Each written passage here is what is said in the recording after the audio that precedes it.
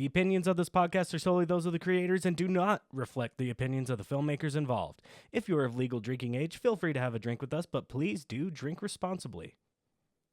You're listening to Cole-astic Cinema. They're heading for the canyon. They're going back to the Citadel. It's a bold strategy, Cotton. Let's see if it pays off for them. Damn you, Salazar! With your hosts, Fabian Salazar. Speaking of fuck warm bodies, that movie sucked. And Cole Butterfield, Well, I just figured he went out like a bitch because he was a bitch the entire fucking time. where we talk about movies. Most of the time. Say you get turned, or like say you get bit. Actually, no, I like to think that I just shoot you right in the fucking face. It's like, I didn't get bit. It's like, nah, I'm not fucking Dude, listening. honestly, I probably beat you to it. I'll see you fuckers in hell. So come along for a ride and have fun.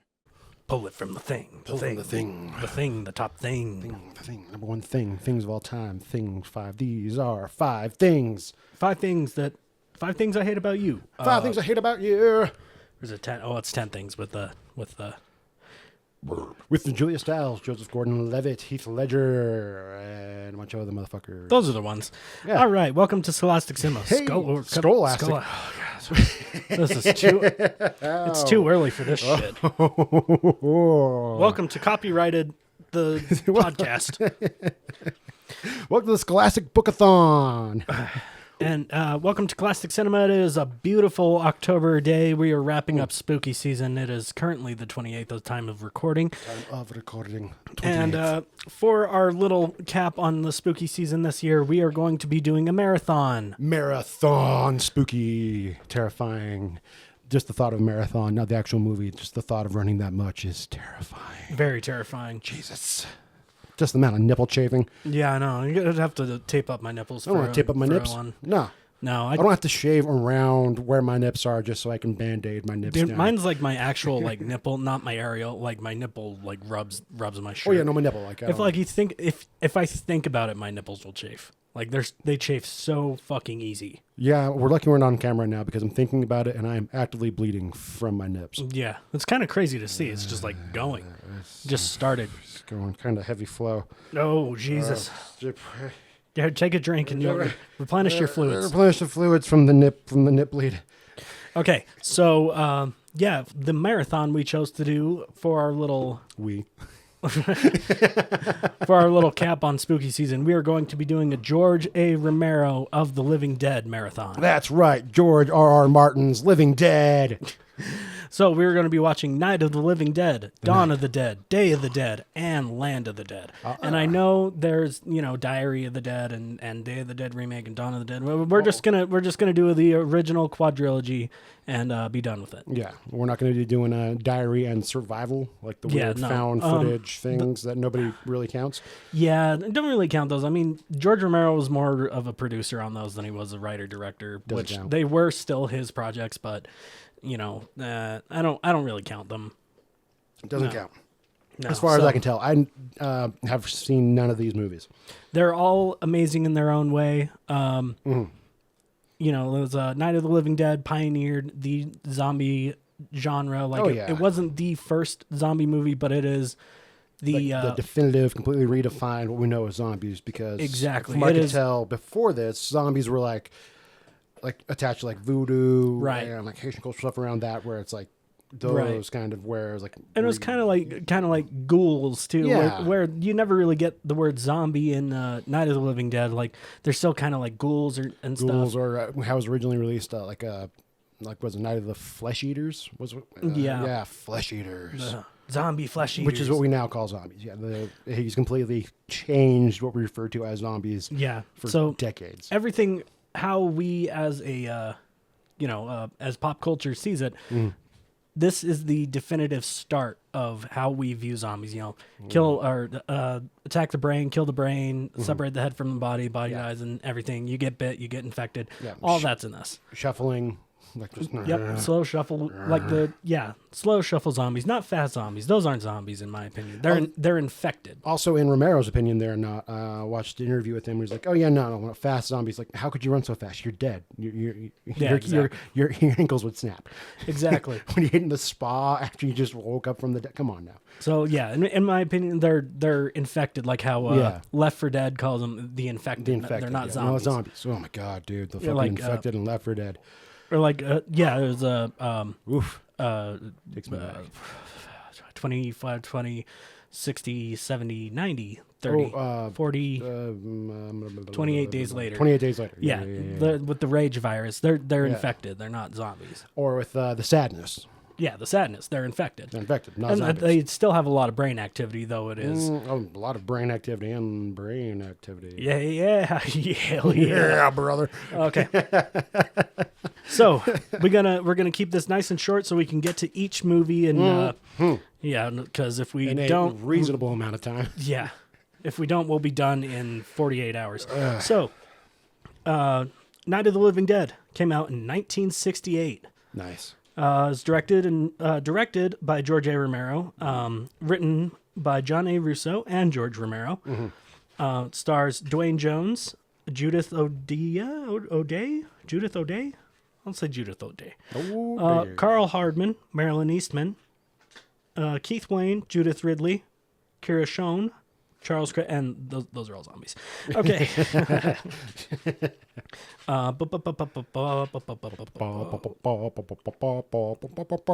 see. It was filmed in Evans City, Pennsylvania. It was very cheap. It was made for $114,000. Yeah, I do like the research on like how cheaply this was made. Yeah. And how only the way they can get more funding was just a few like just like small amount of footage that they had. It's like, so look what we're kind of doing. People are like, oh, okay, here's a little bit of money. Yeah. It was like just word spread and be like, hey, do you want to come like be in this? It's like, yeah. And so they just sounds got a like lot of fun.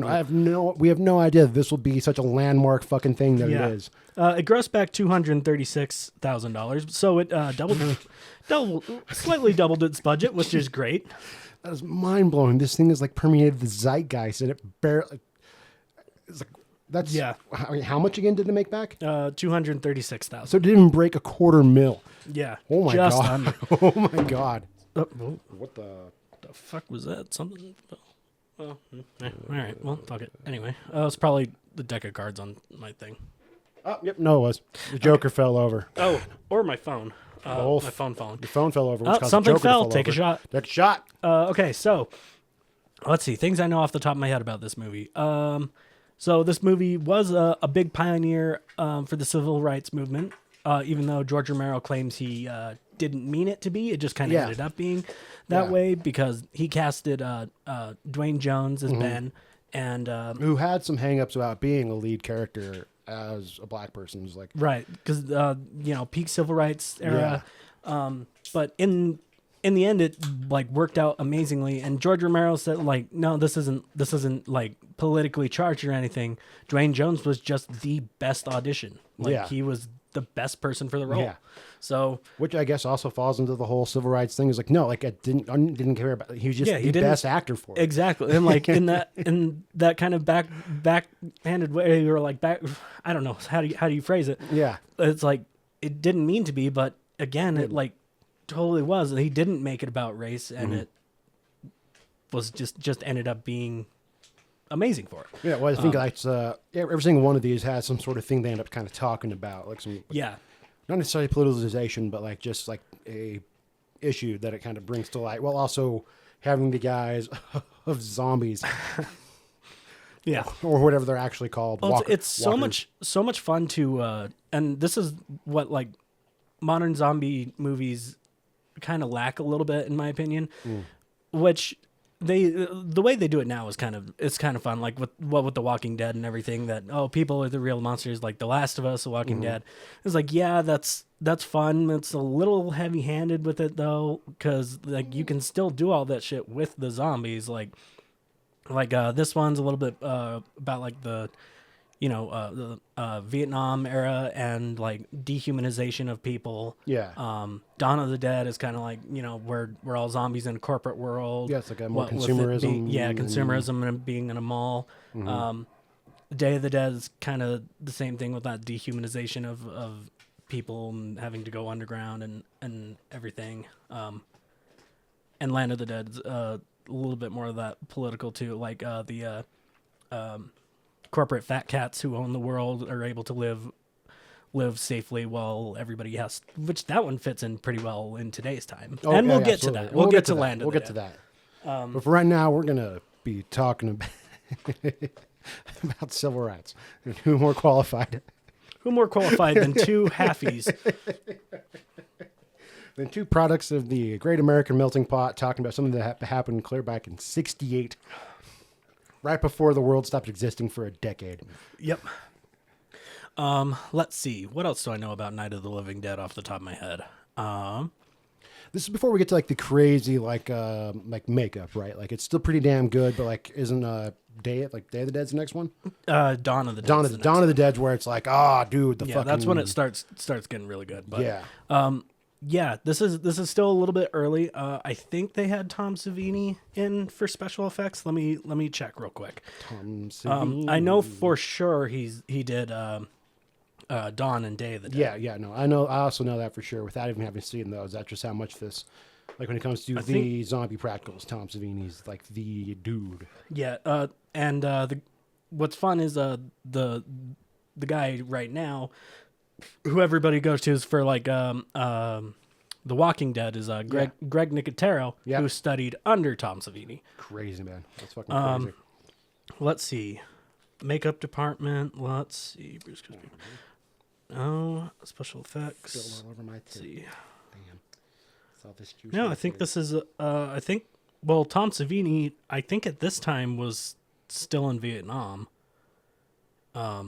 He would have been still in overseas. In Vietnam. Yeah, a little back or a little history lesson on Tom Savini. Before he was a special effects guru, he was a war photographer in Vietnam, and the reason why his special effects are so good is because, he actually saw real death. Because of the actual haunting. The real haunting. So anytime he designed something or did makeup and special effects, he's like, okay, if this doesn't remind me of what I really saw, I'm not doing it right. If this doesn't trigger me, then it's not good. Exactly. I don't have to pause and look off in the distance far away for a minute. And the sound effects playing in the background loosely, kind of.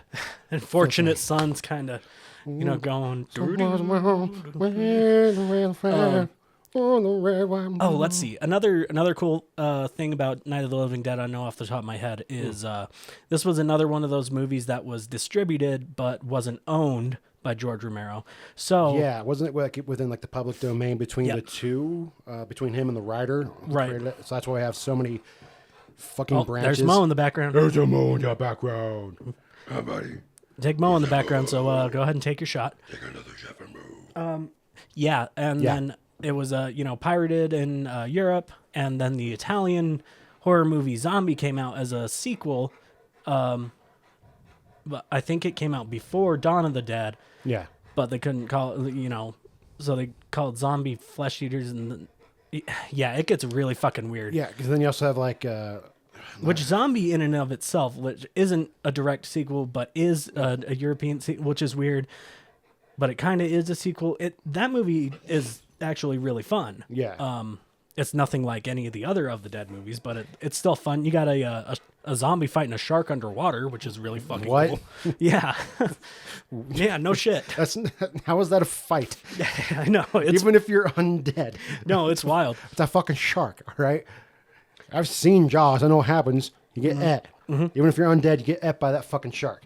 All this just a spin off from a book about vampires originally in I Am Legend. Oh, yeah. Which is what this whole thing is fucking based on. The Omega Man. Yeah. All that. Okay. Based on that. Which even then they were called ghouls or vampires. Ghouls and vampires and stuff there like that. There were ghouls in the Vincent Price Omega Man. And Vincent Price. Go on. Good boy. So yeah, the rights were kind of hard to get, and then George Romero eventually did end up getting the rights and being able to make Dawn of the Dead and Day of the Dead and Land of the and so on and so on. Mm-hmm. Anyway, let's see. Yeah, I guess we can talk about the ending after we watch it. Yeah. The credits. Yeah, the credits in it's a very very powerful. I don't know. You haven't seen it, but I don't know. I haven't seen it. Okay. I know a little bit what supposedly happens, but even that, like, I've done research on this, like just listening to people talk about this, because this is I guess groundbreaking series of films that are just really holds a place in everyone's hearts. It's also been spoofed to death when it comes to like pop culture and stuff like that. So there's things that I definitely know. Mo, you're making too much noise. Mo, bud, it's so good to see you, bud. Oh, your breath is so hot. How is your doggy breath so hot? Down right in the crotch too. There we go. Okay. Nice and warm. I think we might have to wrap this up because of Mo. Yeah, I think we're gonna wrap this up and go watch Night of the Living Dead. Come back and what we think. I'll let you know what we think. Talk about it a little bit, and then get into Dawn of the Dead. Birds. They're coming to get you, Barbara. When we are back, that was Night of the Living Dead. I was gonna make a zombie noise, but there was no zombie noises. No. It's not There's really, like no noise, period. No, it's very, very subtle. A lot of score, which is really fun. Yeah, a lot of stuff I wanted to bring up. Let's just get into the notes real quick so we can move on to the next one. Yeah, I forget like the zombies in Romero's movies are like decently smart, like they know how to use tools and shit. Yeah, like that's a big thing moving forward, that you'll see a little bit more on. We'll talk a little bit more about the female characters after getting into Day of the Dead. Ones that actually do something instead of just drive me nuts the entire fucking movie. Yeah, Barbara's just fucking catatonic Barbara. the whole fucking movie. Jesus Christ, Barbara. Oh my God. Fucking Barbara. I think that's the majority of my notes is fucking Barbara. Basically. And when she finally decides to fucking do something, it's at the very end. It's the one thing I want to just use Barbara as bait. You can just throw her out there. Just throw her out there. They'll feast on her. You can get away. No need to lose anybody who actually wants to do anything. Yeah. It's a lot of fun, a lot of suspense. This movie's very suspenseful. And very well paced. Even for an older movie, I felt like there wasn't really like a lull moment. I mean, there's a couple moments, mainly when there's a huge exposition dump on the TV. Yeah.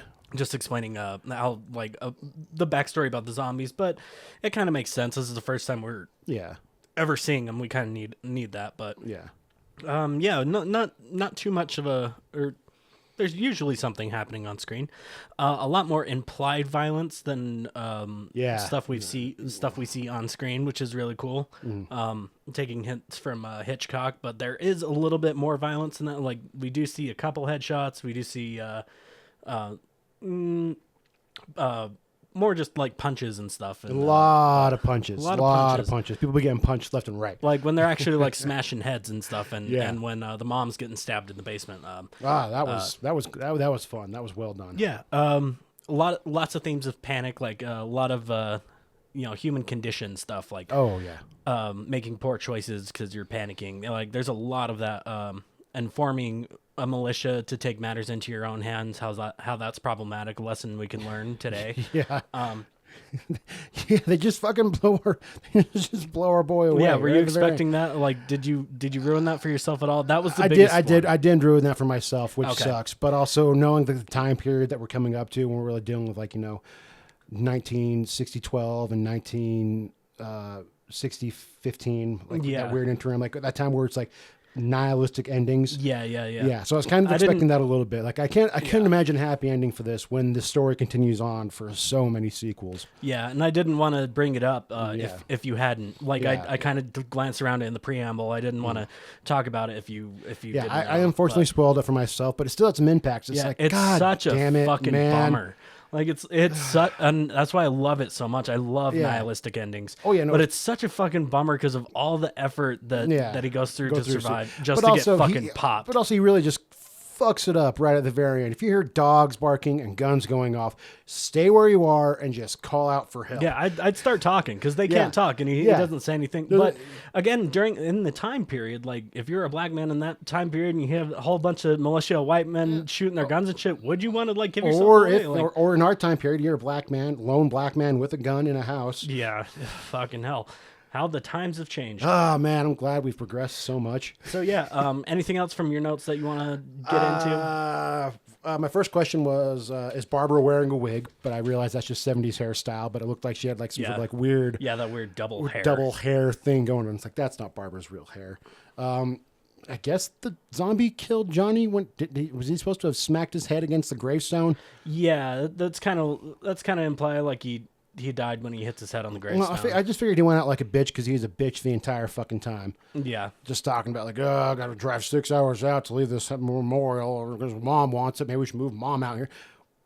Just don't drive the 6 miles. You're clearly a self-centered douche. Yeah. You don't even give two shits about what your little sister has to say, which I had no idea they were siblings until she said my brother. I'm like, oh. Yeah, that's tough too. I forget that because I've seen this movie so many times, and the remake and everything. So yeah, just going into the relationship, like, what is these two? Like, are they sweetheart? What's going on? It's like, oh no, they're brother and sister. It's like, oh. I guess it is kind of implied. It was like, well, with Mom doing this, and she kind of, well, yeah, it's also, but it's still, it could be his mom. And they both refer to either each other's mothers-in-law or whatever as mom. True. I forget that people do that, which is weird. Yeah, people do that. It's weird. It's fucking weird. Instead of like your mom, it's like, no, Mom says it's like. It's like, Mom, don't call my mom your mom. That's weird. Yeah, that's weird. We have sex. Don't do that. Yeah. The fun little jump scare of like, taxidermy. Yeah. Just that whole bit where she's just like, I get that she's in shock, but she's just like slowly stumbling everywhere. She's got like a knife in her hands and she's poorly holding the entire time. Like she has no real intention. She just breaks into somebody's house, doesn't call out for anybody. Yeah. And has to like meander around the entire fucking house before she stumbles upon the one corpse. Whose house was this? I don't think it's ever explained. It's none of theirs. No, like I think the young dude Thomas and Jenny or Jane or whatever, like they are aware of the house because they like to, swim at the lake, right, semi nearby. But like they never mention whose house it is. They just know that it is like, oh yeah, there's just a random farmhouse here. I would argue it's the very first zombie we see, his house, and then it's like maybe he had died and then like came back and ate his wife's face. Yeah. Because he was all about eating her. And so I guess like, that's the best theory I could put together. I mean, it's not even really like detrimental in the movie at all. Just I'm kind of wondering the entire time because I'm an ass, like whose fucking house is this? Yeah. You've got 7 strangers breaking into this goddamn. 5 of them did it earlier before we even get to our protagonist. Like they were just hiding in the basement because Rob Corddry's a bitch the entire fucking time. Just, oh my God, dude. I love that you're just calling him Rob He's Rob Corddry. I don't care that he's Mr. Cooper. He's Rob Corddry. He looks just like Rob Corddry. Okay, so before we... remake this movie and just cast Rob Corddry. That's all I need you to do. Before we get into Dawn of the Dead, I'll share, like, the 1990 remake was really fun. It was directed by Tom Savini, and it's fun how they redid the characters, too. Like, Bill Moseley is... Johnny gets killed off pretty quick, and then Tony Todd as Ben is really fun. There's a really good character actor who plays Mr. Cooper, Rob Corddry. Yeah, I can't remember his name, but he's really gross and slimy, and he's really good at. He was also in Henry, Portrait of a Serial Killer. He played Otis. I don't know his name off the top of my head. Hang on, give me a sec. But while I'm doing that, it's fun how they just redid the characters, and we'll touch on this after or before Day of the Dead. The actress who plays Barbara in the 1990 version, Patricia Tallman, like they actually made Barbara like a character, not just this fucking sack of shit just sitting there all catatonic. Like sack of potatoes. Yeah. So in the end of the 1991, Tom Towles was played Cooper. So in the end of the 1991, Barbara gets away and joins the militia. Tony Todd, he gets bitten and is locked in the basement, and Cooper's somewhere, like I can't remember. I think he hides upstairs, but Barbara ends up coming back looking for Ben and finds that he's a zombie, so they have to shoot him. It's kind of like, oh, dang, he still dies in this version, but at least Barbara got away. And then Cooper comes downstairs. He survived, and he's like, let's escape, and Barbara shoots him. and one of the militia members was like, "What was that?" And he's like, "Oh, just another zombie."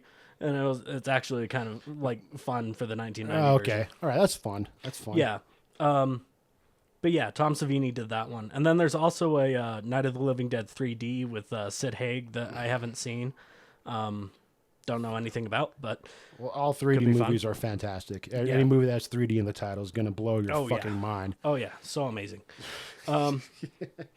So yeah, now we have like the weird branch where Italian filmmakers made a sequel to this movie. They did Zombie, and then or was that a sequel to Dawn of the Dead? Either way, it doesn't matter. Yeah. So here I got my Ultimate Edition, Collector's Edition of Dawn of the Dead. Comes with all the behind the scenes and the cool little fold outs that have all the zombies on them and everything. Oh, neat. So I'll let you pick. And it's got documentaries and shit. Cool. I don't think I've gotten into I know I have. And it's got a little signed picture of George Romero on the inside. If you look it up on Amazon, you'll pretty clearly see it. It's the one with the red Dawn of the Dead titles. But I'll let you pick the version. So there's the U.S. theatrical release version, which is George Romero's preferred version, the extended version, and the European version. So Dario Argento, the horror film director and everything, did Suspiria and everything, right? He was a producer on this, and he made his own cut of the movie. So it's got music by Goblin, and European version's pretty fun. I think between the two, or between the three, I think the European one is the one I've seen the most, but I think my favorite's the European version. It leans a little bit more on the horror elements and everything, and the US and the extended version are a little bit more comedic and have a lot more dialogue that bogs the movie, slows it right down. Yeah. So I don't know, not to twist your arm in any way, but if I were to pick between either, it'd be either the extended version or the European version. Also, not even Romero's preferred version, which is the theatrical cut. Which that's Right. interesting to hear from a director that they prefer the theatrical cut, Right. as opposed to extended. That's The extended cut has a lot more gore and a lot more shit happen in it, which I think they just took out for timing. Honestly, but I think either the European or the extended version would be either two. I'll let you pick. see, man, that's kind of tough to pick because I am kind of tempted for the European version, just because we watched the remix of Suspiria and kind of have that kind of vibe behind it. Sounds like a lot of fun, and also for less comedic elements, which is a weird thing for me to say, because I did laugh a lot during this movie. Yeah, there's still funny parts in it. Fuck, man, that's a tough decision. I think the European version is, I don't know. I think I like that version the best. Which one's longer? So the extended version is an hour and 39 minutes, and the European version's hour 19. European version. Okay. The 20 minutes shorter, please. Yeah, because we've got more movies to get through. So we'll go with the European version. Those of you who can find copies of the other versions or can find them on streaming, watch us and let us know in the comments what version is your preferred version. Yeah, to hear there's 3 different versions for this highly acclaimed, like one of those rare sequels that is better than the original. Yeah, from what I hear. I would agree. This is the best movie in the franchise. And to have 3 different versions. What's really cool is I know the mall that they filmed it in is still a working mall and everything, or at least I don't know if it is now. It was last time I heard. Last time you heard, but that was probably a while ago. Ain't a lot of malls left. Yeah, so maybe it's closed down or maybe it's not. I don't know. Let us know in the comments. Probably turned to some sort of historical thing at the very least. Yeah, it could be.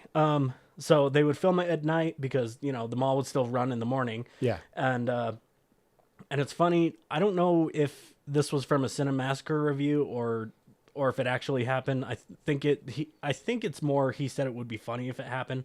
But like, just imagine like patrons going to the mall and like slipping on a pile of blood or like guts that they forgot to clean up. It's like, oh. It's like, Prop eyeball, Jesus. Jesus. Oh, But I think God. that would be really funny. Oh, no, that'd be awesome to.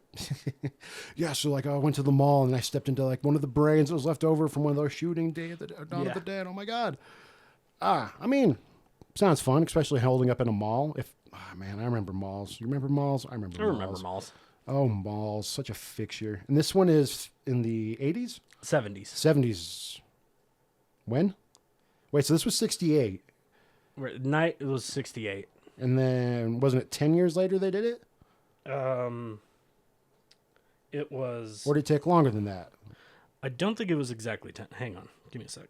I think it was. Oh my God! I'm taking my time with this one. I got a bit of mo on the side of me. Yeah, 10 years later. Oh, okay, so this was done during 1960-18. Okay. Yes. And then when's the next one? Is like 2 decades later? No.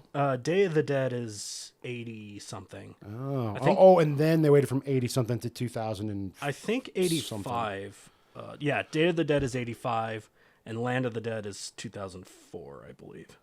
Damn, that's a huge gap. 2005. Okay. Wow. God damn, that's a huge gap. Yeah. I guess I should do the rundown. Yeah, like we said, Dawn of the Dead was made in 1960-18. Let's see. It stars David Emg, Ken Foree. Fuck yeah, I love Ken Foree.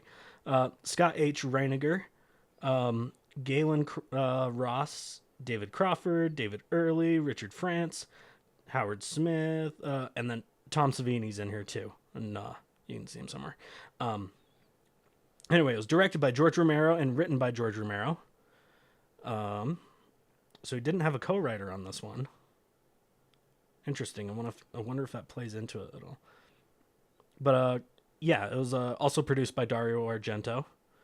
Let's see. It was filmed in the Monroeville Mall in Pittsburgh, Pennsylvania. Yeah, that sounds about right. It was made for $650,000. Ooh, wow. That's still under what I think it would garner, but okay. And made back $159,000. Wait, what? This movie bombed fucking hard. That doesn't make any sense. No, it doesn't. That really doesn't make sense. How much everybody... Well, okay. Like, I always thought Dawn came first as opposed to Night. Like, what? No. Dawn's the second movie. I don't know. I don't understand either why this. Yeah, no, because I've always heard about Dawn over Night of the Living Dead. Like, so it's Dawn of the Dead, Dawn of the Dead. Oh, Dawn of the Dead. Oh, pinnacle zombie movie, Dawn of the Dead, and it bombed. Yeah, and there's no bad reviews of it either. Like it's got an 8 on IMDb. Yeah, everybody fucking loves this goddamn that's movie. so wild. Any nitpicky motherfuckers are just being nitpicky motherfuckers. Like what? Yeah, it's wild. I don't understand. Maybe it was just the time. Maybe it had a limited release or something. I have no idea.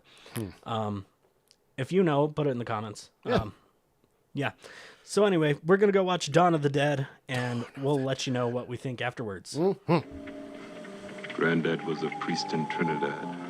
He used to tell us, when there's no more room in hell, the dead will walk the earth. Dawn of the Dead. Didn't it end at dawn? Like they fly off at dawn? Yeah. Well, it's almost like they did that on purpose. Huh, yeah. Even though everything else was shot at night, it's like the only thing they can get a rooftop shot in the morning. It was that pitch me. He's like, yeah, you can just do whatever you want in these. Yeah, that one's my favorite out of the bunch. No, that one's a lot of fun.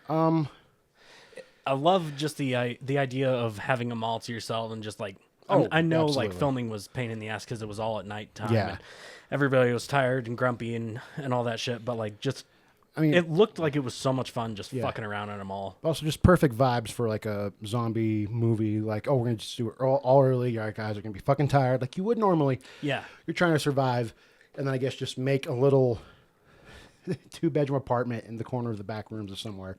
Yeah. It's definitely a lot of fun. The only thing I'm starting to get pissed off about is that people are ignoring the rules that are being clearly set out on television and the radio. Yeah. No, that's the whole that's part of it. But also, I'm not fucking surprised, man. Yeah. I mean, having Yeah. with the fucking pandemic and lockdown stuff like that. It's like, all right, you don't want to be making too much noise, and you got to aim for the head, and then like, you fuck you, I can do what I want. I'm just gonna rove around on a motorcycle and just start fucking pillaging and shit. Because who gives a fuck? Yeah.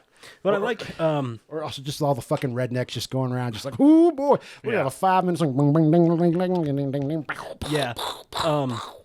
So was it? So the first one, Night of the Living Dead, kind of set like the whole premise up and everything with the established the lore of the zombies, and then this movie like laid the groundwork for like so much of what we see in zombie apocalypse horror like today.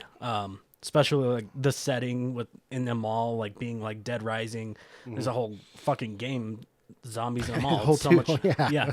And it's the game's a lot of fun. And then even just like the groundworks for a lot of what The Walking Dead is like, we're a group trying to survive. Hey, we set up a nice little spot for our group to live here, and then another group comes in and pillages it, and the zombies come in, and then even then, like one of the group gets bit, and they try to nurture them, but they eventually turn and have to be killed. Yeah, that's also something that kind of drives me nuts because we got our man homie Peter here. Like say she turns, you can be able to shoot her in the head. It's like should have shot homie once he was fucking bit. Like that's just how he's like.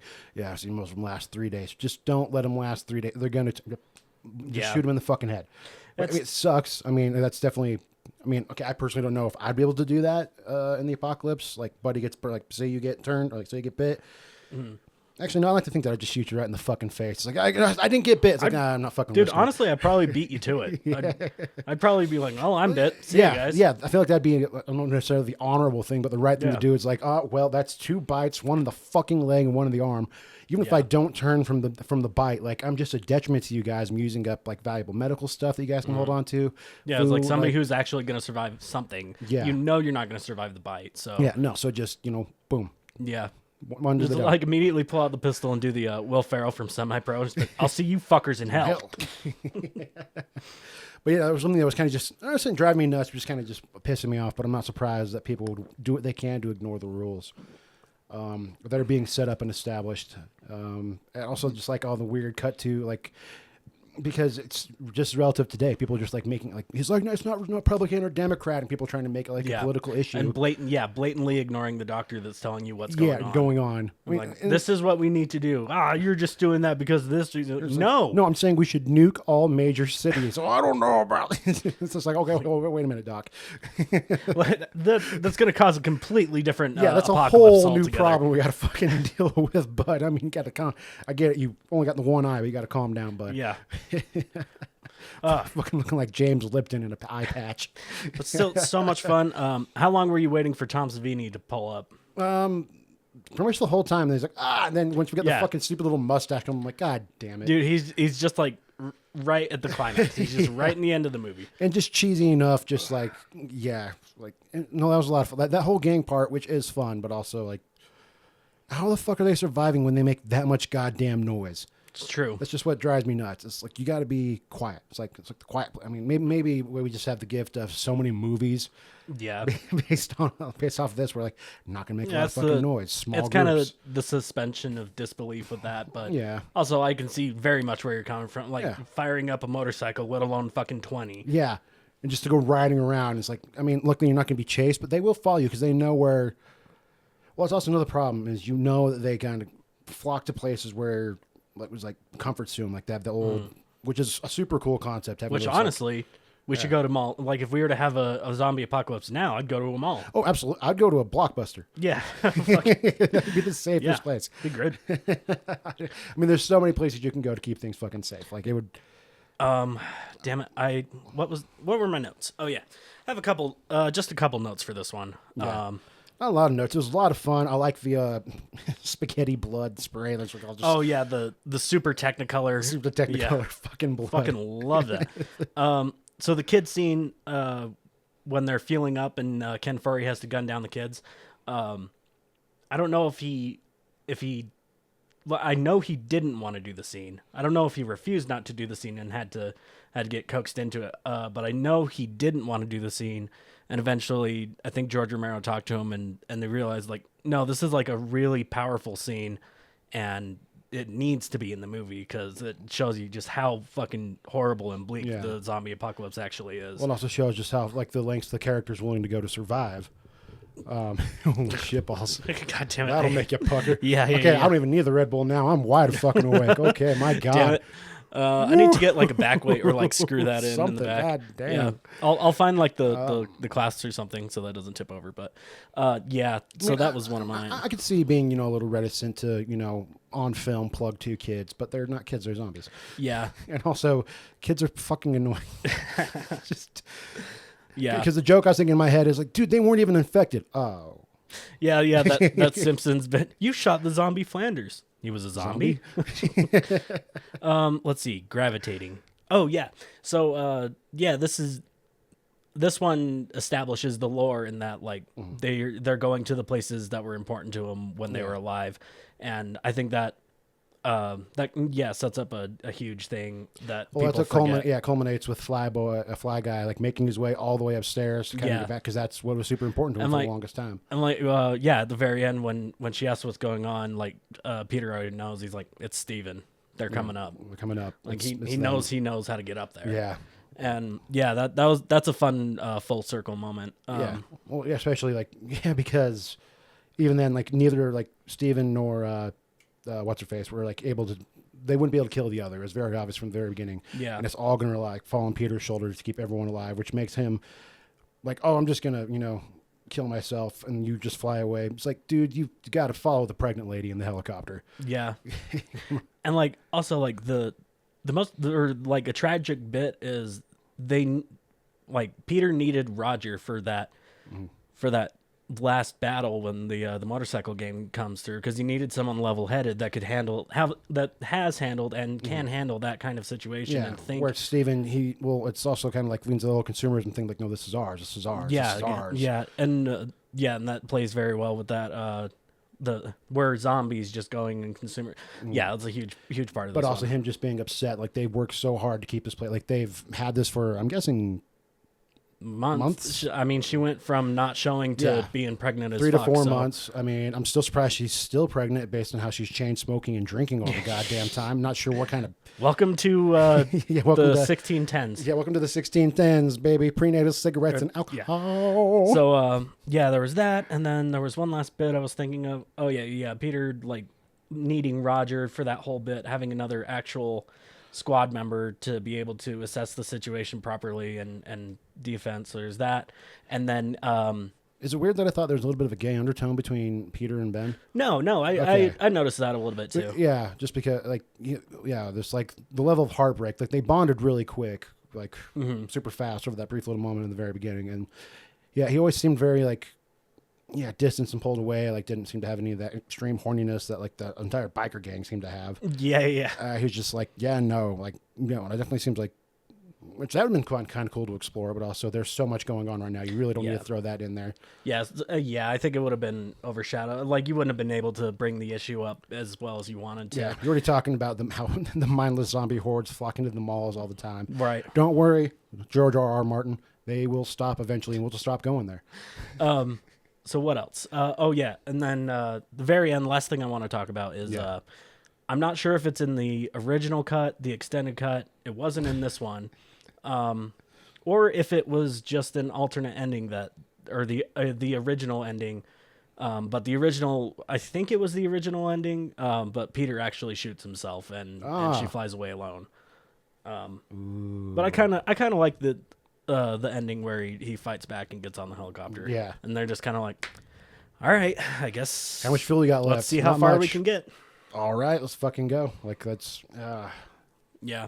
Now, that would have been, like, I mean, I was expecting him just to fucking plug himself and then just... It would have fit a little bit more with the nihilistic tone of... Yeah, it would have been, like, it definitely been a spiritual sequel to the first one. Yeah. But, I mean, I can also see, like, it's a semi-happy-ish ending. Yeah. They just had to completely abandon... It's a more optimistic ending. Yeah, more optimistic. Not happy because... Yeah, they're flying away. Who knows when they're going to be able to fucking land. I mean, they just gave up some primo real estate. And it's just...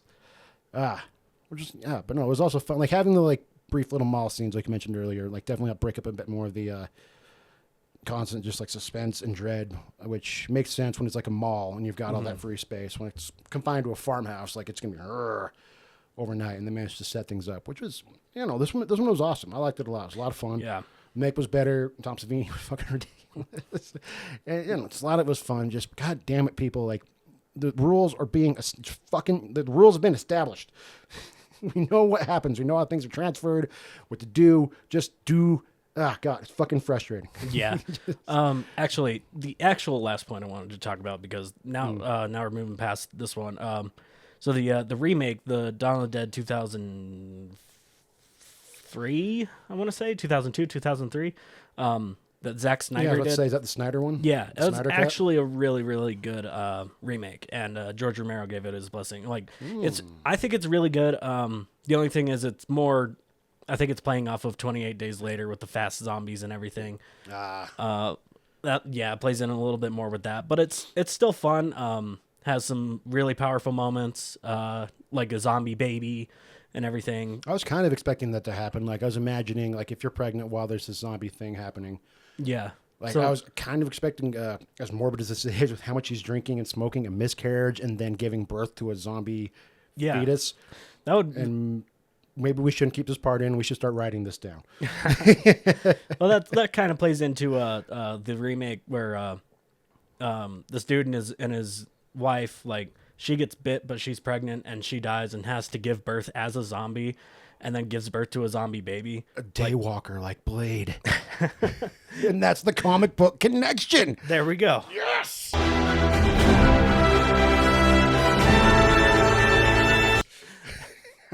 Found it. I knew I'd find it. Besides, Marvel zombies and DC zombies and pretty much just zombies in general being played upon in every fucking genre and medium because of these movies. Okay, so the next one. Oh, God, yes, the next one. The next one is Day of the Dead. Day of the Dead came out in 1985. Ooh, okay. Written and directed by George Romero. Stars Laurie Cardile, Terry Alexander, Joseph Pilato, Jarlath Conroy. Jarlath, interesting. Anthony DeLeo. There's a lot of actual characters in this one too. There's Greg Nicotero. This is the one where Greg Nicotero actually teamed up with Tom Savini to do the special effects, and you'll see a huge ramp up in special effects. All right. Just quality, and because there's some pretty solid quality of special effects wise in Dawn of the Dead. Yeah, they jumped up from getting Tom Savini, but the team of Tom Savini and Greg Nicotero is ridiculous. So this movie is really fun. It's a little bit more fast as we move through the decades, which will be nice because the last two were a little slow, but a little slow. There was, I will be but honest, they're old, I nodded off a little bit here and there. Yeah. But so this one was filmed in Florida. It was made for $3.5 million. Yeah, they got a huge budget raise for a sequel to a movie that flopped. Yeah, huge budget raise and made back $5 million. All right. So things about this one I know off the top of my head. Not like a ton off the top. Well, there's stuff I want to talk about after more, because I haven't seen this one in a long time, and I really want to I want to remember some of the stuff and then talk about it later. I guess the thing I can talk about now is in my directing class, I had to recreate a scene, and I recreated the scene where the main scientist guy is teaching the zombie how to, or like giving him tools and telling everybody he remembers and everything. So I redid that scene. Worked out really well. I had my sister do the special effects, which looked really awesome. For a second, I thought you were going to say teach a zombie how to love. I learned how to love. God, Here's a fuck child. that movie. Speaking of fuck warm bodies, that movie sucked.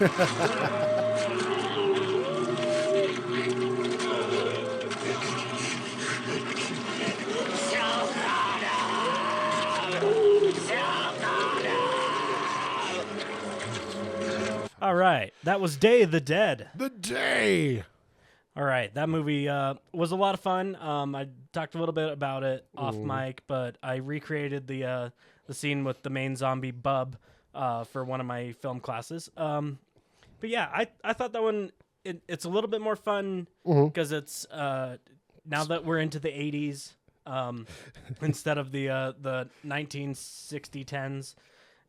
We've got a little bit more like it's a little bit faster. Moves a little bit faster. A lot more stuff happens. There's so much fucking tension. Yeah, no like long shots on just like nothing. Like it's like no like beat for beat for beat for beat. That being said, the title is a lie.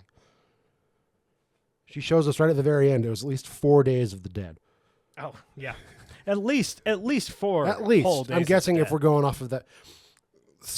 It starts off with a dream sequence is what we're starting off with. It's and then there's so fucking many. Like I don't know if it's annoying or I'm gonna figure it out. Yeah, the volume's a little weird right now. Finicky thing. There we go. Now our listening volumes. There we go. Max.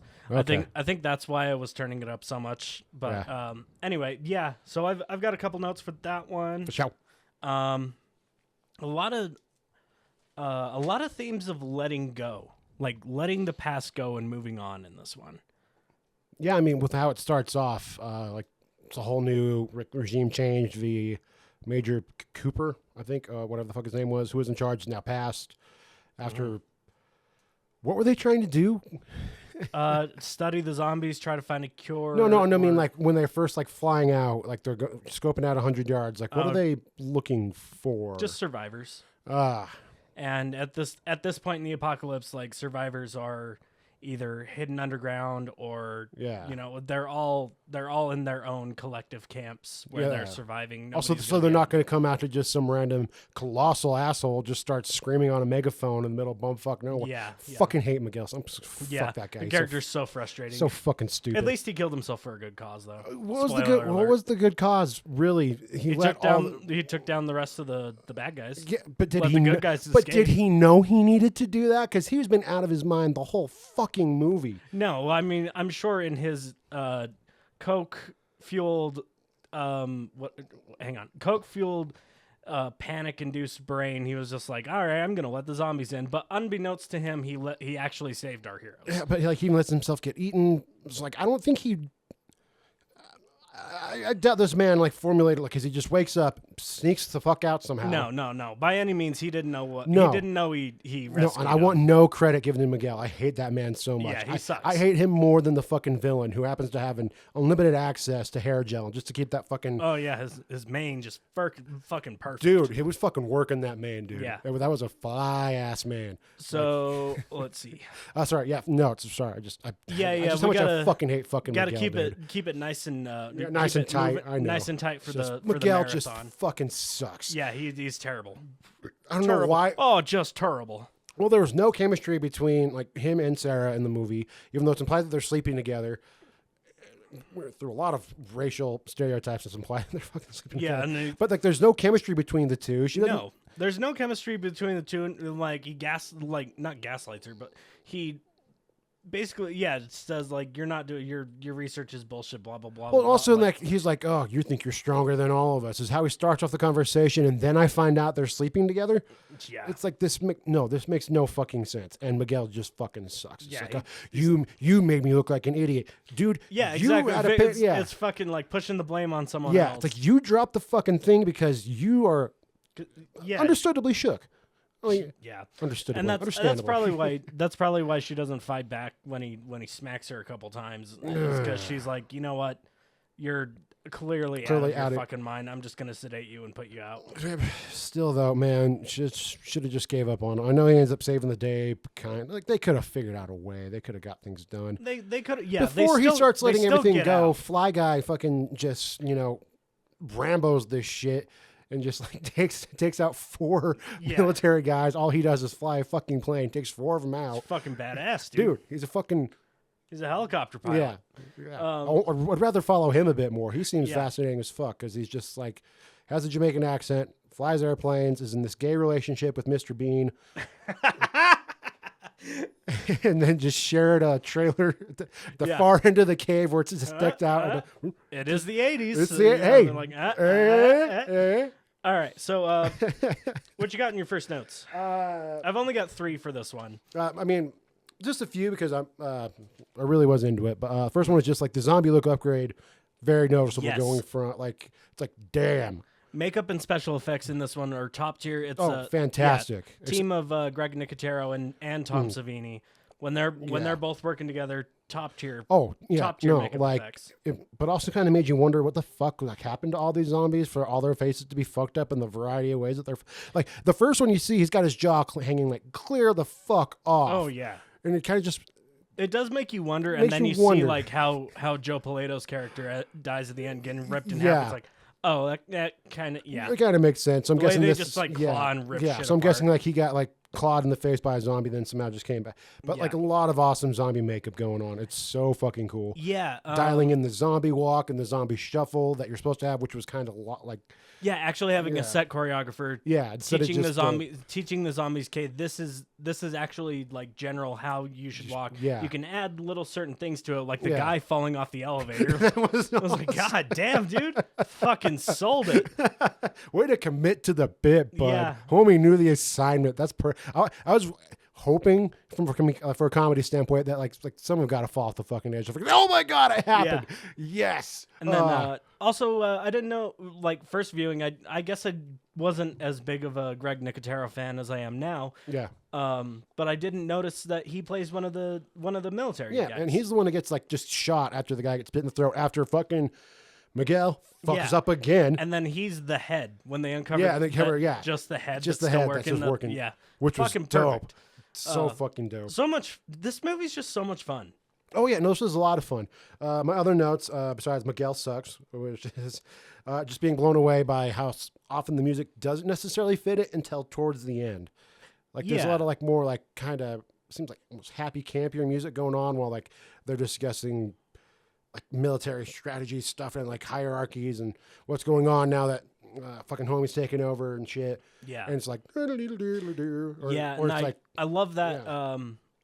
Just that behind the scene, or like when you read into the character development and everything, just looking at Cooper or Joe Paleto's character, being like, yeah, he was a second in command in the army, but he has no idea how to deal with any of this shit. No.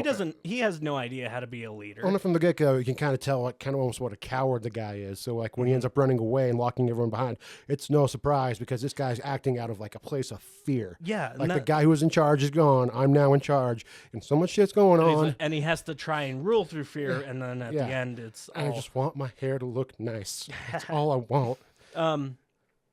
God, why would we so much? Other than that, just a few more. I mean, I got like a few more notes. Mostly Frankenstein's got some fucking issues, man. Oh, he's yeah. running in like with fucking just blood-soaked fucking doctor. Like that's not gonna inspire anybody. What you're doing, dude? You just like, sorry, I'm late. I'm covered in blood. Here I am. We must be all good boys and girls and disciplined. How manic he is, and and just every little twitchy. Well, and then talking about how his dad, like he was nicknamed Bub as a surgeon. Like, could you imagine? And then my dad said I'd never make money in research. I'd never be rich. I'd never be rich. That and like and then the recording talking like, about mother. He's beating up a zombie. He's like, "Mother, no, I did it. No, you're bad." Just like my what God, the fuck? I want more of his story, man. Like, just not even like a full movie. Just give me like a. It's like Pixar 15-minute before the movie starts off. Like this guy.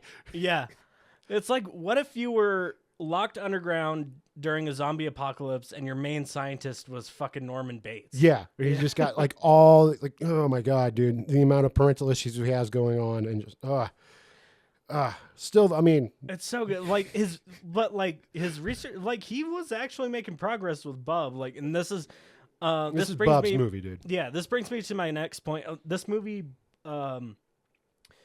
introduces a lot of really, really fun concepts that we take for granted, granted. Well, that rocked. But like the smart zombie that can use tools and everything.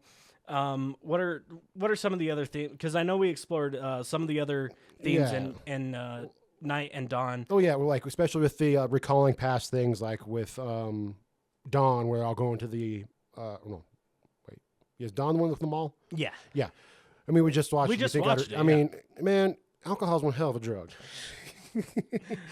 But yeah, so like with Dawn, like the instinct to go back to the mall, that's without flood. They're like the kind of deep seated because consumerism and thing. introducing like the Walking Dead thing of let's establish our base camp and see if we can get survivors in, and having that, but like expanding on that idea where yes, you have your base camp, yes, you're gathering survivors, but you've been in this camp so long that everybody starts to go crazy. Like they all have they all have fucking what is it? Cabin fever? Cabin fever, Yes. A term I only know because of Muppet Treasure Island. Nice. But yeah, they all start getting cabin fever. They all start, like, tensions are so fucking high. I love exploring that. Like, another theme that gets explored in Walking Dead. Like, speaking of Walking Dead, having Greg Nicotero on set and everything. Even though I don't think Robert Kirkman ever talked about ever having any influence from George R. R. at all. I couldn't imagine. I haven't watched several interviews where at one point in time when asked about The Walking Dead, he's mentioned any influence from this variety of fucking movies. Not like they all follow the same goddamn fucking formula. And they don't even get called zombies like none of these motherfuckers do either. There's no correlation, all right? And no comic book connection with The Walking Dead connecting to this.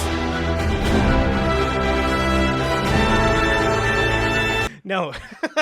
It was like sitting there Don't know thinking why like, I'm angry. What is, can we come up with a comic book connection for this one? I have no idea. It's The fucking Walking Dead, which, I mean, I've seen some like not trailers, but teasers for the current 50,000 fucking side pieces going on like that. Yeah. And I did see a zombie handling a gun. And at first I was upset. I'm like, I don't want my zombies handling guns. But now I'm like, oh no, this is actually like fuck, getting actually, okay, yeah. And enough time has passed that like, not necessarily humanity, but like the zombies can kind of tame down and you can kind of have those kind of, it's like, okay. Not like Resident Evil levels where they're forming militias and shit. Get the fuck out of my face with that. But no, like they can crudely use weapons and tools. I mean, although that being said, I imagine like if the Living Dead series went on long enough, I almost imagine like a Planet of the Apes, but Planet of the with Dead. Zombies. Oh, that would be fun. I'm in. Yeah, to where pretty much they have fucking sold. They're establishing their own governments and tribes. They're also, like now, just like Planet of the Apes, they have, actual humans as pets because they're so little Boom. There we go, dude. Planet of the Living Dead. Planet of the Living Dead. Let's have a seance. We'll talk to Romero. I actually think Planet of the Dead is a movie. But I guarantee it's a goddamn movie. But like, following in this like path line, I think it'd be really, really cool. What were other? I was thinking of other themes that we see more in zombie media than like this one introduces a big theme of humans are the real monsters and everything. That and with the military guys running everything and being just total jackasses. Incredible fucking jack. Like those guys are unhinged. I think still in what's his face alone. Like I think laugh guy. That's more of what Walking Dead focuses on, and more zombie media kind of focuses on nowadays. Is people are the real monsters. I mean, that's how you get like Negan though. That's how you get someone as awesome as him. Exactly, and you get a lot of really fun characters and storylines out of it. But, you never really get back to the whole we need to band together, but that's kind of not where society is right now with our zeitgeist. I mean, based on just like the past couple of years alone with what we've seen, like people like banding together like that. Yeah. Doesn't seem as likely. So it makes all of them makes a lot more sense. Especially with the outbreak of COVID and like the pandemic. Yeah. Like you can clearly see where everybody's priorities are. Oh yeah, people start fighting with each other. Like I always said, like, and listeners, take this all into account. These things we're talking about are why zombie movies were made. Like, you need to see where people actually lie, and each Romero zombie movie is a testament of the time. What were our priorities at the time? Like in the zeitgeist, and blah, I keep using that word, but shot for the actually don't take a shot for every time you say. No, either of us say zeitgeist. If you take a shot whenever we say zeitgeist, you will be dead. But if not dead, at least blind. But again, like it's the culmination of what was popular and what our priorities were at the time, like in the 60s, you know, kind of banding together and trusting each other is kind of weird, but we have to, but kind of blah, kind of not. And in the 70s, it's like, oh, we're all blinded by malls and super malls, and this is all consumerism we and just buying everything, buy. And 80, like this one, I was really trying to find, well, it's post Vietnam War. Yeah. But also like Grenada had just ended also, so it was kind of like, hey, let's get our minds off of that, and the U.S. military invading and everything, thinking they're in command, maybe. Yeah. I was trying to draw themes of that. Like, I think it's just... I looked up, like, what were the main takeaways from Grenada on my phone, because I knew that this movie was going on at the same time, and there's a little bit of that in this. So there's that. Oh, also a big point I wanted to bring up that I mentioned at the end of the last movie, the rise of the rise of the strong female character. Yeah. Because by the time this movie was made, like Princess Leia had already been established as a strong female character. Ripley is already established. Like, we're starting to move away from the damsel of the last two. Like, there's always there's like fucking, what was her name? Exactly. Barbara in the that's in the right. first They were coming one. for her, weren't they? Yeah. So Barbara and Fucking Barbara. fucking, like, they're so, see, that's the point. They're so forgettable. Well, also, it's like, because they're just like, and zombies. then they got a pregnant what's her face who Yeah, just hides in exactly. the makeshift apartment. Pregnant what's her face. Yeah, which, I mean, And now you got Sarah with her big dick walking in, being like, hey, actually, I'm a scientist and I can hold my own against zombies. And it's like, oh shit, here we go. yeah. Oh yeah, and she like her character introduction is like, you're stronger than all of us, aren't you? Like, not you think. He straight up says you are stronger than It's all like of us. mentally, physically. Which it makes it when she capably. does break down and hug Fly Guy that much more powerful, because it's like she has like a real, like, she was like held at gunpoint, being threatened to be killed after having to cut off her fuck toy's arm, which just once again Slam piece. just let him fucking die. Just let him fucking die. Just let him die. Just they just like, you could have avoided, like, had carte blanche to keep walking around the entire complex. Just let Steele do his weird little thing where he just busts a cap in his head and everything would have been fine. Maybe that was a testament to 1985 too. Is like, this is our matter of survival. Like, we have to be with we have to survive. We have to stay with these clearly out of their minds, fucking military, like, people. unhinged, rapidly being detached from fucking reality to the point where, like, they're hooting and hollering and talking about, like, hollering, yelling racial slurs, like, some that don't even make any sense. Yeah. And then, like, talking about whipping their dick out to attract the zombies.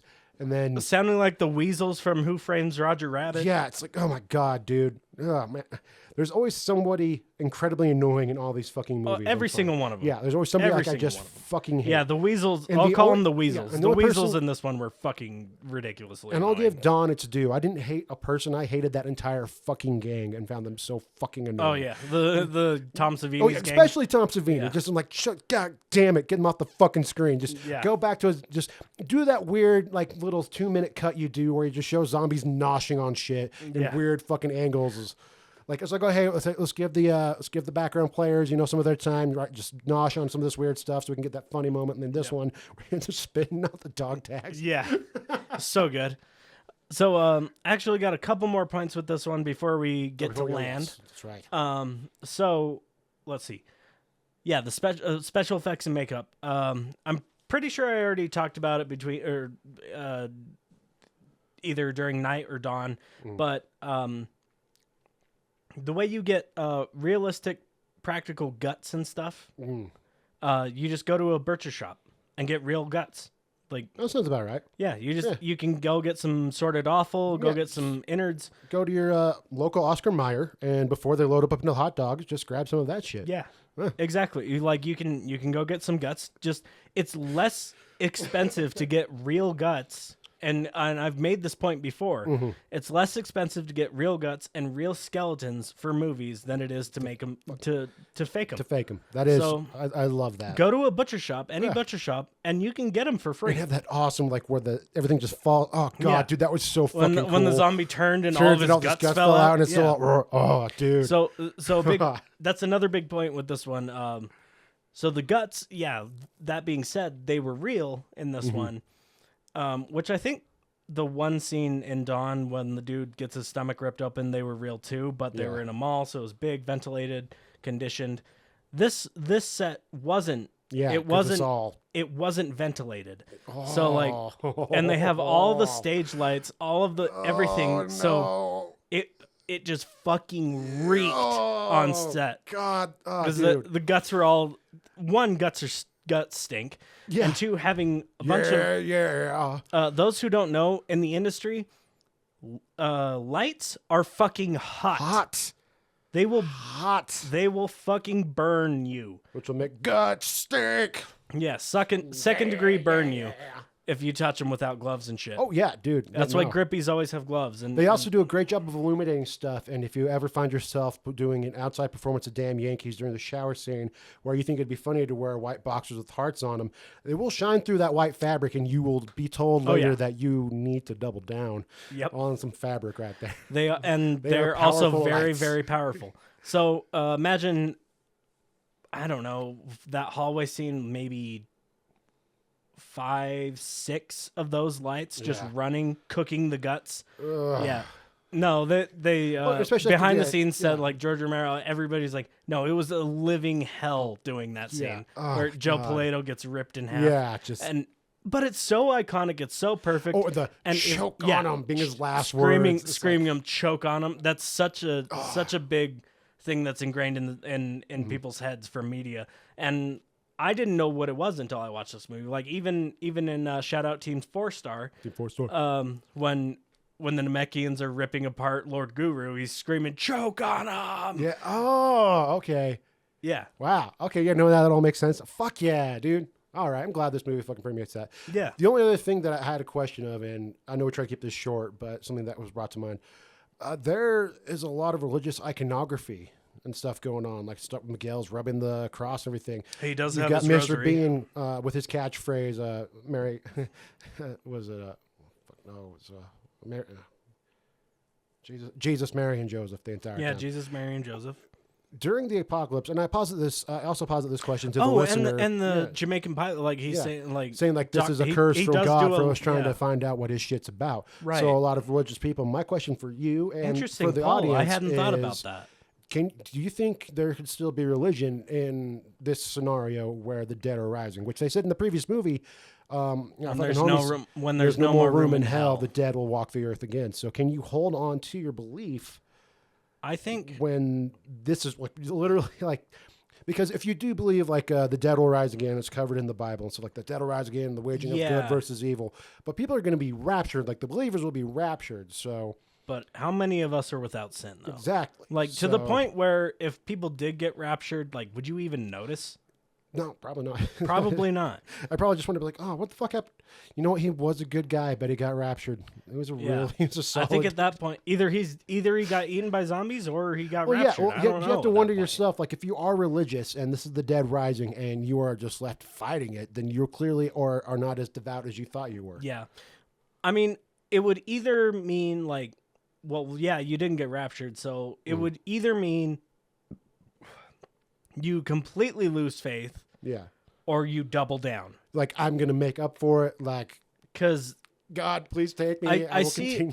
I see the people that are religious in this situation being on the line before it happens. Yeah, and then when it happens, they go either way. Oh yeah. So like when they double down, they're like, oh yeah, when there's no more room in hell, the dead will walk the earth, and now we have to, and seeing it as this is literally biblical times. We have zombies and it's written in the Bible. The dead will rise. This is literal Armageddon. Or you'd be like, yeah, there's no God.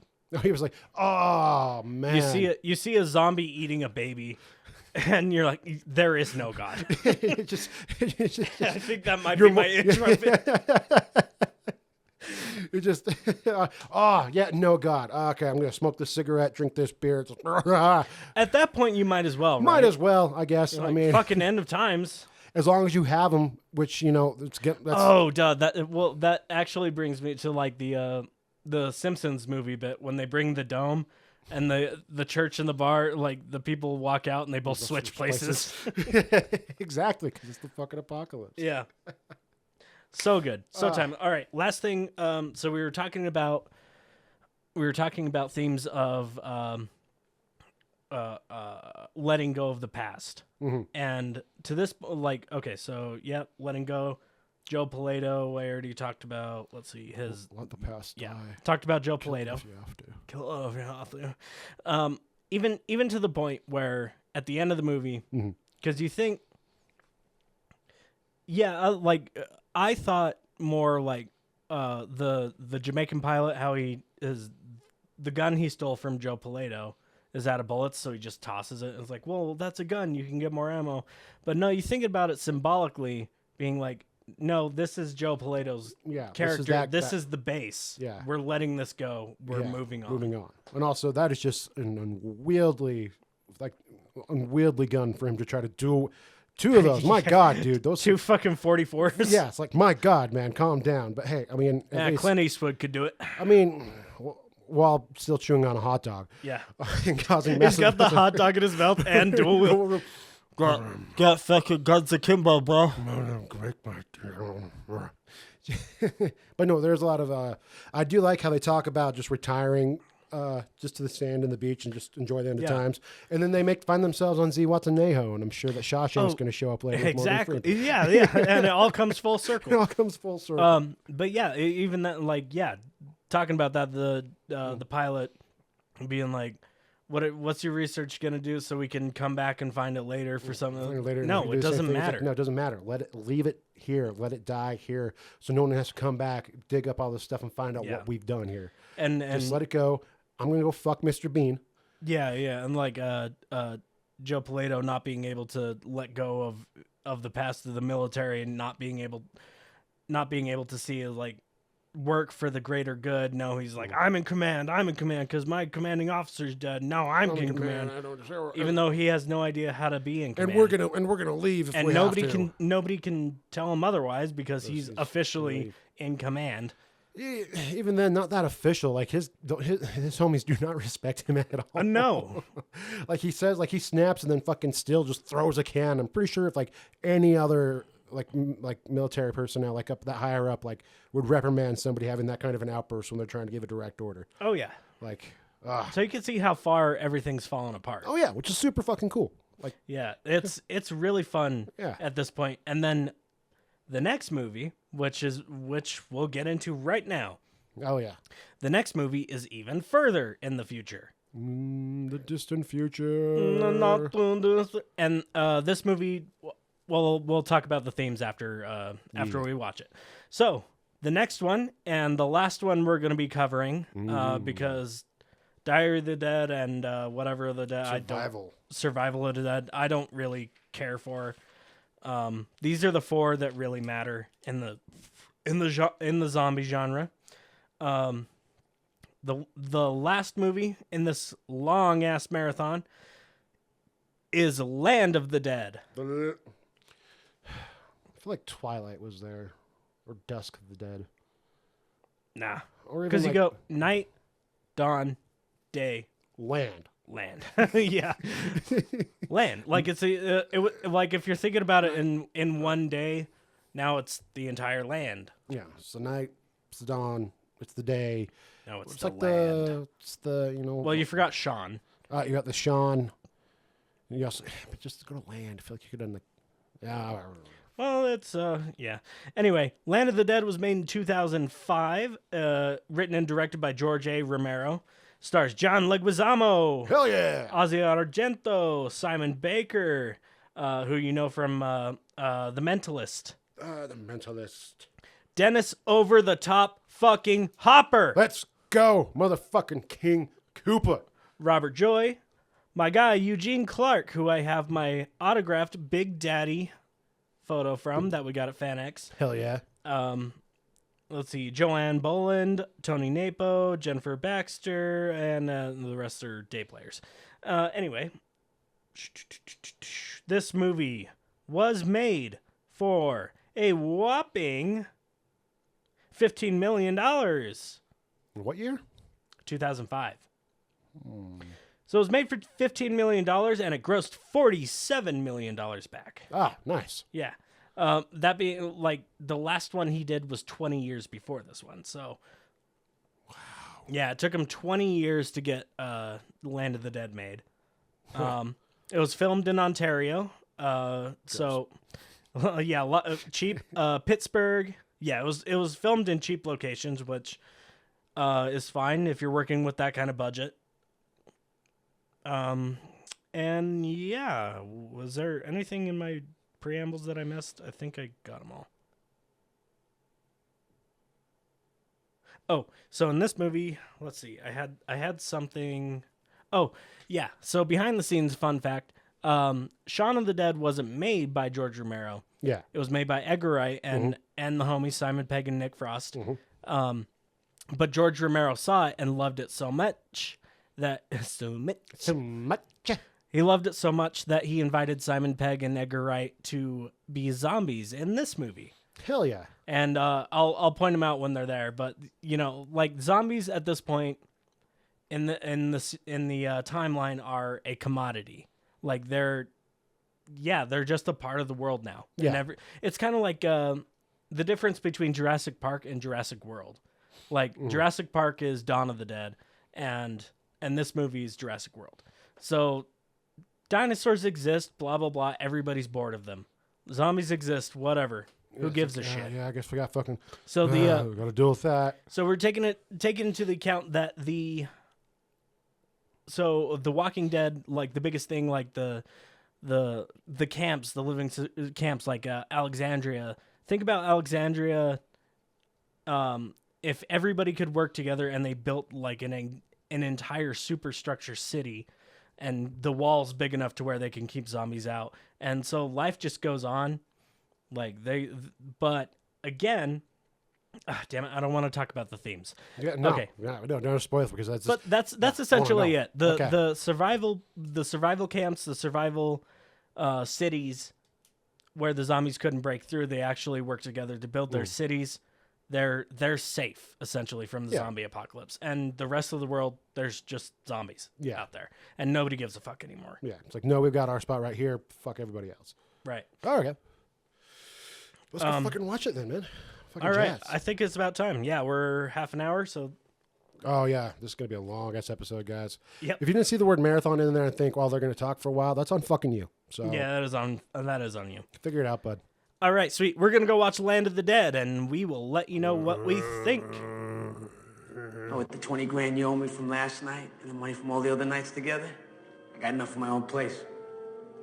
You mean here in the green? Yo, why not? I'm sorry, Mr. DeMora, but there's a very long waiting list. That was Land of the Dead. The Land of the Dead. Okay. Fun. Just a fun series altogether. Dude, really, every single one of these movies does capture the decade it was filmed in. Like, yeah. It's like, oh, yeah, 2005. Man, that takes me back to soon 20 years ago. Almost. Shit. But yeah, it was a lot of fun. It's very, very in your, like, there's no subtlety to the overarching themes in this one. Like, which tracks 2005, like, think about what's going on, like, not Vietnam. No, the war in Vietnam in 2005. Vietnam 2005. No, 9/11 is still very, very fresh in our minds. And everything is very in your face, like, look at this. This is what's happening. And I feel like that was a lot of the social commentary in this movie. Oh, absolutely. Even to the point where you have Dennis Hopper saying, "We do not negotiate with terrorists." Yeah, yeah. And that was one of the bits I wanted to talk about before the ad break. But yeah, this one with the elite, the 1% still owning everything and thinking that money matters. Yeah. Yeah, actually, that's definitely one of my notes. It was... And John Leguizamo working his fucking ass off to get to be like, yeah, now I should have enough money to move into your guys' spot. And he's like, no, you'll never move up here. Yeah, no. Also, you have too much use for him. Why the fuck would he ever... It's like when you're too good at your job, like you can't be promoted. I'm like, if I promote you, I'm losing somebody who's really awesome at their job. Yeah. Why the fuck would I do that? So it's But very, also, very, like, I would, it was just like I mentioned, watching Machete, yesterday. It was like all the themes, everything that they talk about, like in the first movie. I was like, I was hoping that this movie would age poorly through time, but it's only become more culturally relevant, and it pisses me off. Yeah, no, this definitely, man, fucking frustrating with how relevant it is. I mean, I did have questions the entire time while watching. Yeah. What do you got?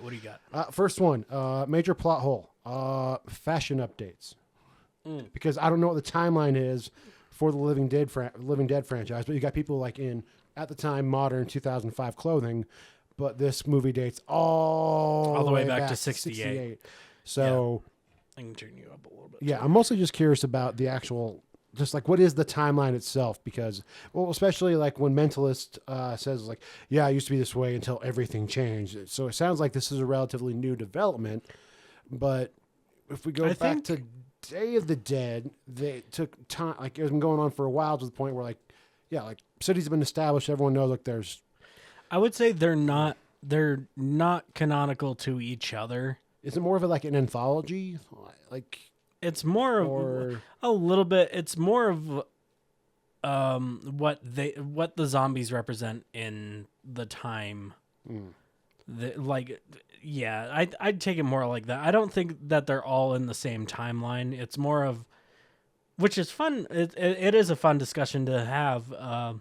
Those of you who have anything to say about that, leave it in the comments. Oh yeah, no, because as a whole through timeline, first of all, it takes decades for the zombies apparently to start learning how to like go back to their like. But like because Big Daddy just learns things so much faster and is able to communicate things much faster. Like these zombies are a lot more adaptive in this one, where you start getting it, previously in Day of, Dawn of, and then it was like, oh yeah, like they're like. There is like memory recall, and even the very first one, Not a Living Dead, there's memory recall. Like, yeah, I think of it more like it's not strict in the time that it's set, but the story is like the time isn't strict. Like, oh, it's clearly 68, 78, 85, 2005. Yeah, it's more so like. Yeah, if you want to look at it in the big picture, this is one big timeline, but it's more so in the span of a couple months than 40 years. I mean, I guess, but that just seems so fast for everything to like technologically. Yeah, I get that, and looking at it like super strictly through that lens, like yeah, I get it's kind of weird to view all the movies like that. But I just I just ignore those aspects. Like, yeah, no, I think just ignore like the cars and the clothing and all that shit. Just take it for what it is. The weirdly advanced walkie-talkies that just have miles upon miles of range. Yeah. Just ignore all that shit for what it is. Like just take it as one solid storyline. As the dead come back to life. And they've been dead for so long, like you kind of view it through a broader sense. Yeah, well, it kind of feels almost, not almost like, but like it feels like it's just taking his, like George Romero's original like zombies, Not a Living Dead, and then just translating it throughout the ages, throughout the decades, and how it adapts, and that the timeline is as long as it needs to be for it to make sense for the characters and everything. Yeah, so, like, but I definitely just found myself wondering what the timeline is because maybe because we've done them all in a row, it just feels so connected. I would argue if you're trying to do like a timeline thing, you would have to watch all these in a row for it to make sense. Where it's like, hey, they're back to life. They're just freshly back to life. They don't have any any higher functioning skills, and then they've been around for so long that they've developed higher functioning skills to the point where they can organize and they can call to each other. They're well organized. And they communicate with each other. Like, not well organized, but they're organized. Organized, as organized as they can be. So that's like kind of, I don't want to say the hang up, but just like the thing that really kept me wondering the entire time during the movie is the timeline, how it all builds up with how advanced everything is, because that means there are people who have been like, born just straight up into this world. So it makes sense, like when, I mean, she's not much of a superhero, she's kind of just a side character in this one. Talks about how she was like, knows how to defend herself. She's like, like I was raised in this and know how to do all this. I don't even know her that. fucking name. It's because she's barely even there. It's all about Mentalist, Luigi, and Bowser. I'd say this movie isn't about any of the characters. It's more about the setting. Like this, I think the story is just about the setting and the themes of the downtrodden overriding the 1%. Like the characters. Not to. I mean, I don't want to downplay the characters because they're fine, but they're kind of uninteresting. None of them really, except for the one guy with the half burnt face. Like he actually has a little bit of character development. Yeah. But like most of them are just like objects to set the stage for this world. I mean, I guess it's more of the 1% still thinking they own the world when it's a zombie apocalypse. It doesn't matter. Like it's.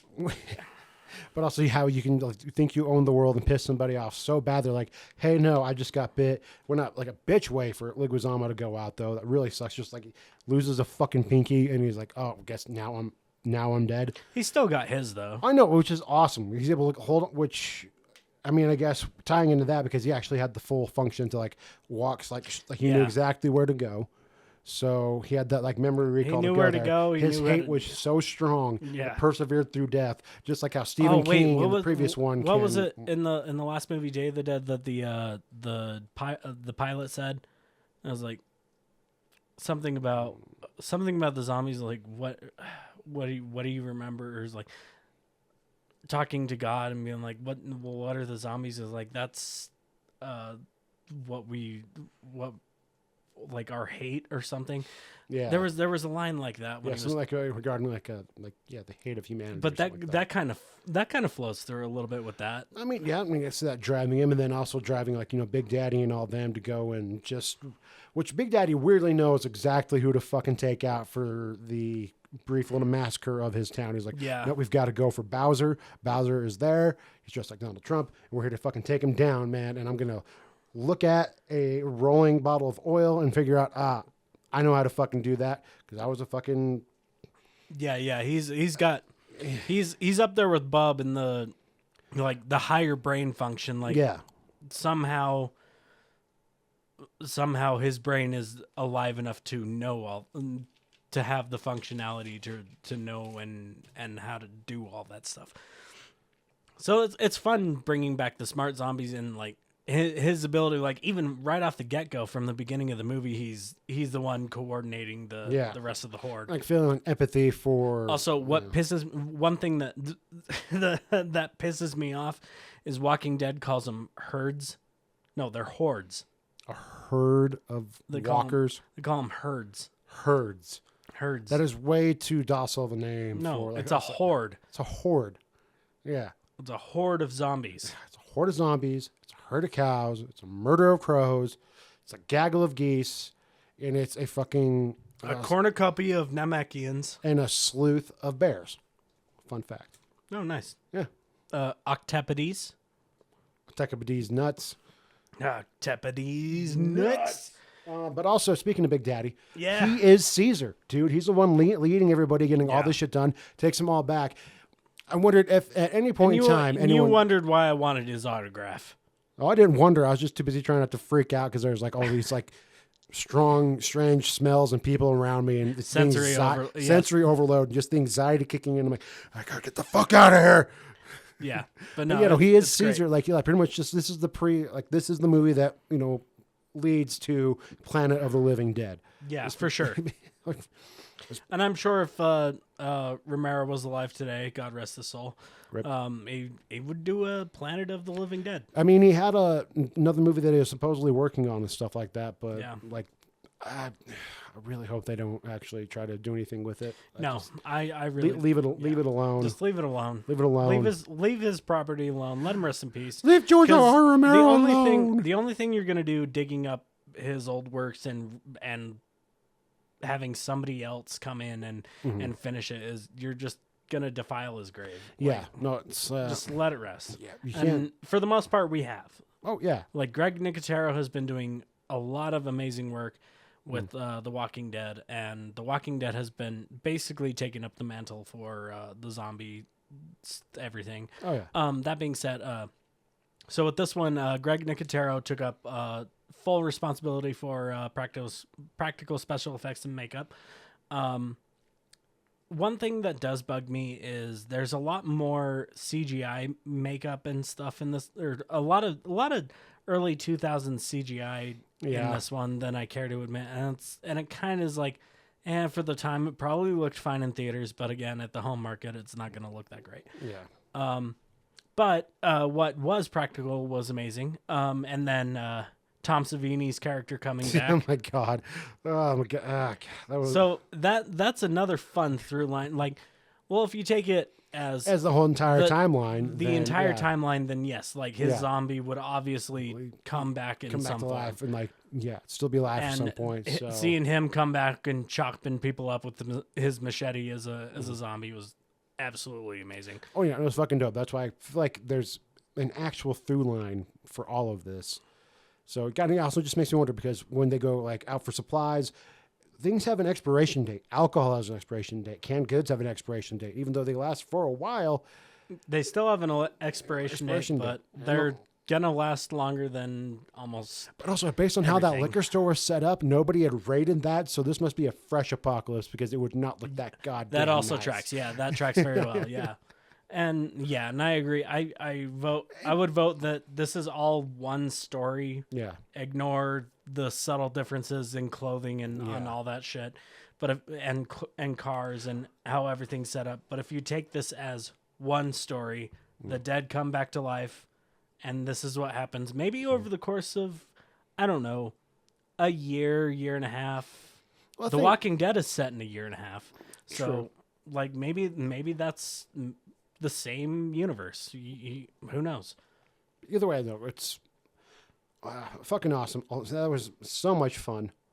Even though, a lot of the characters, I don't remember any of their goddamn names. Yeah. None of them fucking matter, except for like, I know Big Daddy, but that's probably just because I met him now.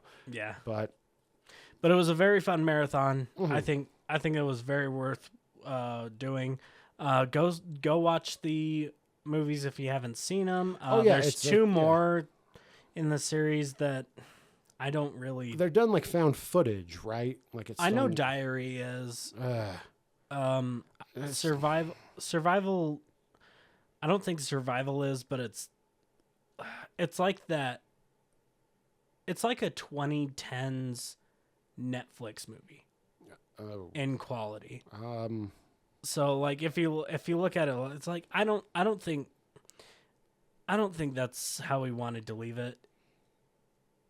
In my opinion, this is the last in the series. Yeah. Like Diary and Survival don't count. Well, from what I can tell from all the videos and stuff and the research I did, a lot of people were kind of just like, yeah, and these also happen, but exactly. Yeah. Land of the Dead is the capstone on this one.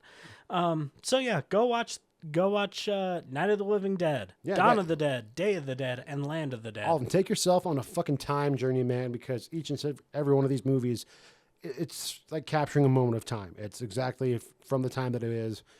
It's relevant and has so many relevant themes behind it. It's fantastic. I can see why this is a beloved series.